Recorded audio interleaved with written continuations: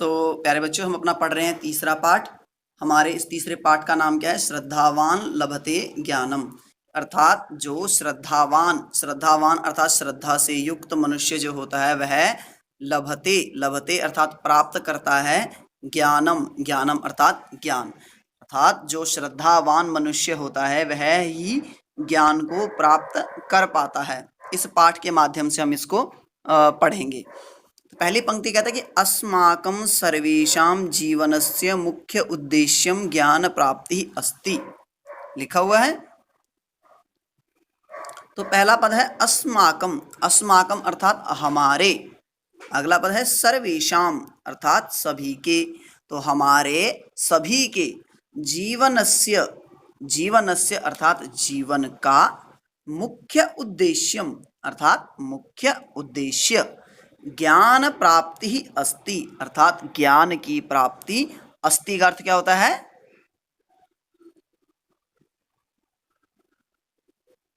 Sir है। Very good. तो इस पूरी पंक्ति का अर्थ क्या हुआ? हमारे सभी के जीवन का मुख्य उद्देश्य ज्ञान प्राप्ति है। समझ गए? इस पूरी पंक्ति, ये जो हमारी पहली पंक्ति है, इस पूरी पंक्ति का अर्थ क्या हुआ कि हमारे सभी के जीवन का मुख्य उद्देश्य ज्ञान प्राप्ति है। समझ गए?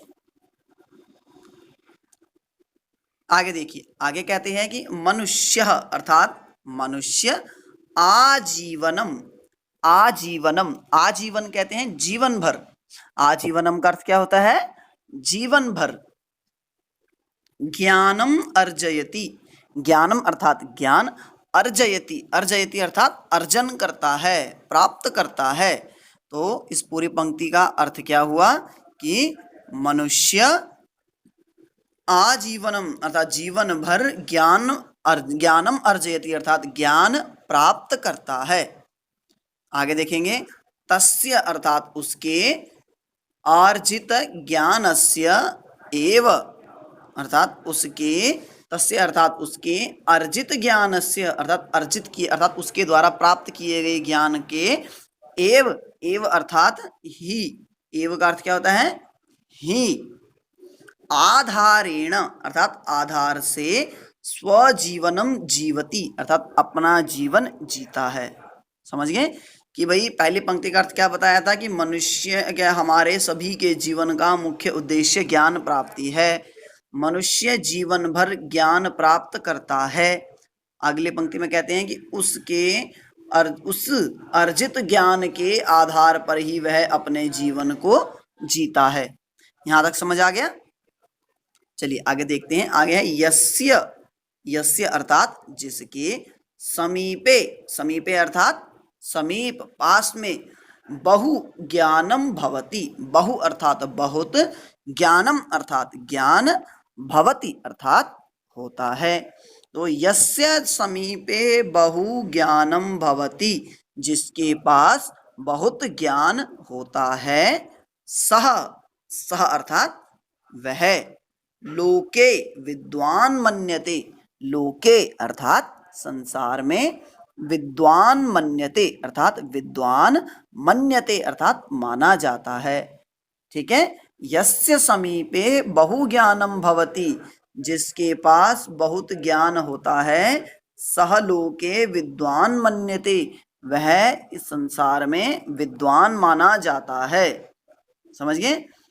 आगे कहते हैं विद्वान सर्वत्र पूज्यते, विद्वान, विद्वान अर्थात जो विद्वान लोग होते हैं वे सर्वत्र, सर्वत्र, सर्वत्र अर्थात सभी जगह, ठीक है ना, पूज्यते, पूज्यते अर्थात पूजे जाते हैं। जो विद्वान होते हैं वे सभी जगह पूजे जाते हैं अर्थात जो विद्वान लोग होते हैं उनका सभी लोग, उनका हर जगह क्या होता है? सम्मान किया जाता है। आगे कहते हैं एतत् कथनम अपि प्रसिद्धम अस्ति, एतत् अर्थात यह, कथनम अर्थात कथन, अपि, अपि अर्थात भी, प्रसिद्धम अस्ति प्रसिद्ध है। समझ गए कि विद्वान सर्वत्र पूज्यते, विद्वान सभी जगह पूजे जाते हैं, यह कथन भी प्रसिद्ध है। समझ गए बच्चों? तो हमारा ये जो पहला पैराग्राफ है इसका मैं एक बार दोबारा से आपको अर्थ बता देता हूँ कि अस्माकं सर्वेषां, हमारे सभी के जीवन का मुख्य उद्देश्य ज्ञान प्राप्ति है। मनुष्य जीवन भर ज्ञान अर्जित करता है, उस अर्जित ज्ञान के ही आधार पर अपना जीवन जीता है। ठीक है, जिसके पास बहुत ज्ञान होता है वह संसार में विद्वान माना जाता है और विद्वान सभी जगह पूजे जाते हैं, यह कथन भी प्रसिद्ध है। समझ गए? तो अगले पैराग्राफ में कहते हैं कि ज्ञानस्य प्राप्ति ही, ज्ञानस्य अर्थात ज्ञान की, प्राप्ति ही अर्थात प्राप्ति। तो ज्ञानस्य प्राप्ति का अर्थ क्या होगा? ज्ञान की प्राप्ति। गुरोः आचार्यस्य वा सकाशात् भवति। गुरु या वा का अर्थ होता है या, यहाँ बीच में ये वा दिया हुआ ना, यहाँ पे वा, ये वा पद दिया हुआ, इसका अर्थ होता है या। तो गुरु या आचार्यस्य, आचार्य के, सकाशात, सकाशात, सकाश कहते हैं समीप, तो सकाशात अर्थात समीप से, भवति, भवति अर्थात होता है या होती है। ठीक है, तो इस पूरी पंक्ति का अर्थ क्या हुआ कि भाई जो ज्ञान की प्राप्ति होती है वह आचार्य या फिर गुरु के पास जाकर के होती है। समझ गए? इस पंक्ति का अर्थ समझ गए? ज्ञान की प्राप्ति गुरु या आचार्य के पास होती है, गुरु या आचार्य के समीप जाकर के होती है। आगे कहते हैं परंतु, लेकिन, तस्य अभ्यासः, उसका अभ्यास, पुस्तकेन, पुस्तक से, स्वाध्यायेन च भवति, स्वाध्याय से होती है। ठीक है ना, कि भाई गुरु के पास जाकर के ज्ञान की प्राप्ति होती है, लेकिन उसका अभ्यास कैसे होता है? तो पुस्तक के द्वारा और स्वाध्यायेन, स्वाध्याय के द्वारा। स्वाध्याय, स्वाध्याय कहते हैं स्व अध्याय, स्व अध्ययनम स्वाध्यायम, अर्थात अपने आप अध्ययन करना, मतलब अपने आप पढ़ना। ठीक है ना। आगे कहते हैं प्राचीन कालात एव, प्राचीन कालात अर्थात प्राचीन काल से, एव अर्थात ही, अस्माकं देशे, हमारे देश में, ज्ञान परंपरा अर्थात ज्ञान की परंपरा, अतीव समृद्धा अस्ति, बहुत ही समृद्ध है। ठीक है, भाई प्राचीन काल से ही हमारे देश में ज्ञान की परंपरा जो है वह बहुत ही प्रसिद्ध है, समृद्ध है। ठीक है, गीतायाम श्री कृष्ण वदति, गीता में, गीतायाम अर्थात गीता में, श्री कृष्ण वदति अर्थात श्री कृष्ण, वदति, वदति अर्थात कहते हैं। गीता में श्री कृष्ण क्या कहते हैं कि न ही ज्ञानेन सदृशम पवित्रम इह विद्यते, न ही ज्ञानेन सदृशम, ज्ञानेन सदृशम अर्थात ज्ञान के समान, पवित्रम अर्थात पवित्र, इह न विद्यते अर्थात ज्ञान से पवित्र इस संसार में कुछ भी नहीं है। समझ गए? इस श्लोक का अर्थ क्या, इस श्लोक की आधी पंक्ति का अर्थ क्या है कि न ही ज्ञानेन सदृशम पवित्रम इह विद्यते, कि इस संसार में ज्ञान के समान पवित्र कुछ भी नहीं है। चलिए आगे देखते हैं। अतः अर्थात इसलिए, अस्मिन लोके, अस्मिन अर्थात इस, लोके, लोके अर्थात संसार में, अतः इसलिए, अस्मिन लोके इस संसार में, ज्ञानेन एव धनम, ज्ञान के द्वारा ही धन, वैभवम प्रतिष्ठा च प्राप्यते, वैभव और प्रतिष्ठा प्राप्त की जाती है। समझ गए? भाई इस संसार में ज्ञान के द्वारा ही धन प्राप्त किया जाता है और उसी के द्वारा वैभव और प्रतिष्ठा को भी प्राप्त किया जाता है। समझ गए? आगे कहते हैं परंतु, लेकिन, ज्ञानम सह एव, ज्ञान, परंतु ज्ञानम सह एव नरः प्राप्नोति, परंतु अर्थात लेकिन, ज्ञानम अर्थात ज्ञान, सह अर्थात वह, एव अर्थात ही, नरः अर्थात मनुष्य, प्राप्नोति अर्थात प्राप्त करता है।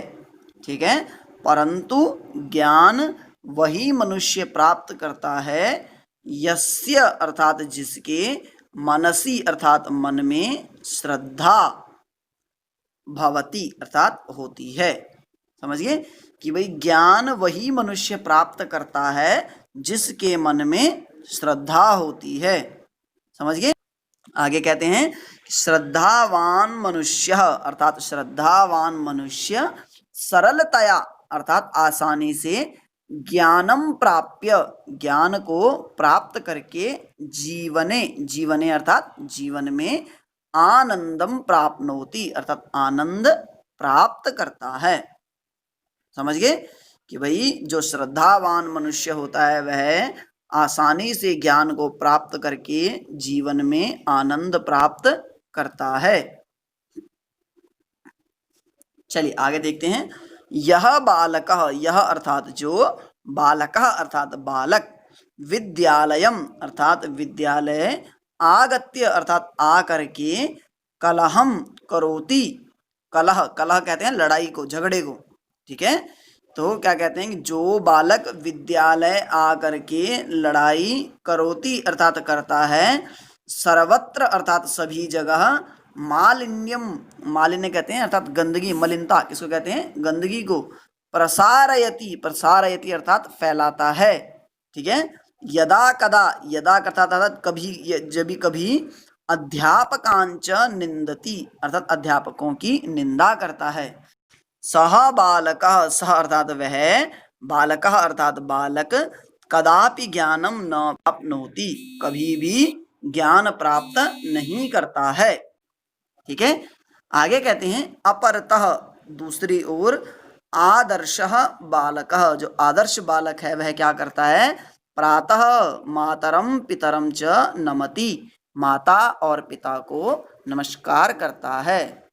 समझ गए कि भाई पहले कहा इन्होंने जो बच्चा विद्यालय में आता है लड़ाई करता है सब जगह मलिनता फैलाता गंदगी फैलाता है अपने अध्यापकों की निंदा करता है वह बच्चा कभी भी ज्ञान प्राप्त नहीं कर सकता है। ठीक है दूसरी तरफ कहते हैं अपरतः दूसरी तरफ आदर्शः बालकः जो आदर्श बालक होता है वह क्या करता है प्रातः मातरम पितरम च नमति प्रातः अर्थात सुबह अपने माता पिता को नमस्कार करता है। ठीक है नित्यम विद्यालयम गच्छति प्रतिदिन विद्यालय जाता है आज्ञा पालनम च करोति और आज्ञा का पालन करता है।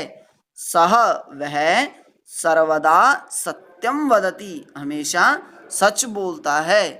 एतादृशः बालकः ऐसा बालक श्रद्धावान भवति श्रद्धावान होता है और आनंद पूर्वकम च जीवनम जीवति और आनंद पूर्वक अपने जीवन को जीता है।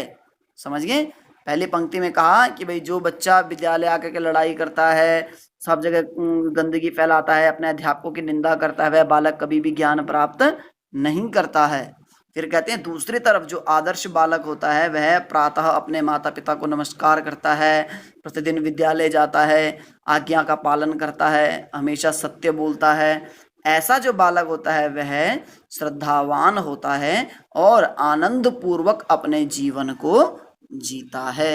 समझ गए तो इसके अनुसार अपने आप लगा सकते हैं आप में से कितने आदर्श बालक हैं और कितने आदर्श बालक हैं जो ये सब कार्य करते हैं प्रातः माता पिता को नमस्कार करना नित्य विद्यालय जाना माता पिता की आज्ञा का पालन करना हमेशा सच बोलना। तो हमको क्या करना चाहिए इन आदर्श बालक के ये जो गुण हैं इन गुणों का हमें क्या करना चाहिए इन गुणों को अपने जीवन में अपनाना चाहिए। आगे कहते हैं श्रद्धा विषये गीतायाम श्री कृष्ण वदति श्रद्धा विषय अर्थात श्रद्धा के विषय में अपि अर्थात भी गीतायाम अर्थात गीता में श्री कृष्ण वदति श्री कृष्ण जी कहते हैं। तो क्या कहते हैं श्रद्धावान लभते ज्ञानम तत्परः संयतेन्द्रिय इसका अर्थ होता है संयतेन्द्रिय अर्थात अपनी इंद्रियों को वश में करने वाला ऐसा मनुष्य श्रद्धावान ऐसा श्रद्धा से युक्त मनुष्य लभते ज्ञानम अर्थात ज्ञान को प्राप्त कर लेता है। समझ गए कि जो श्रद्धावान मनुष्य होता है वह क्या करता है अपनी इंद्रियों को वश में करता है और क्या होता है ज्ञान को प्राप्त कर लेता है।